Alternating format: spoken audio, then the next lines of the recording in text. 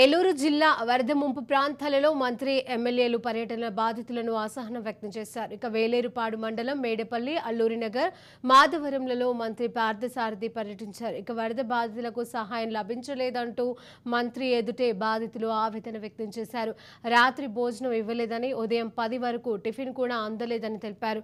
ఈ నేపథ్యంలోనే వరద సహాయంలో అలసత్వం పైన, యంత్రాంగం పైన మంత్రి సీరియస్ అయ్యారు. ఇక ఊళ్ళో ఇల్లు మునిగిపోతే ఎందుకు నిర్లక్ష్యం వహిస్తున్నారు అని మండిపడ్డారు.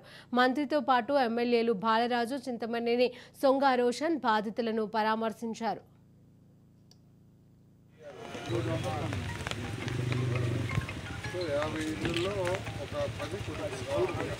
ఒక గిన్నెలు తీసుకొచ్చి ఇక్కడ పెడితే ఇక్కడ తింటారు కదా.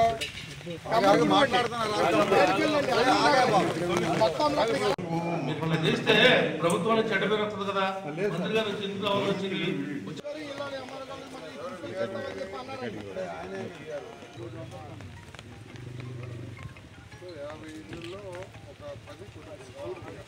ఒక గిన్నెలు తీసుకొచ్చి ఇక్కడ పెడితే ఇక్కడ తింటారు కదా.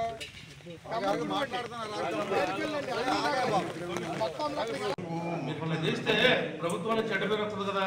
మంత్రి గారు వచ్చి ఇంట్లో వచ్చింది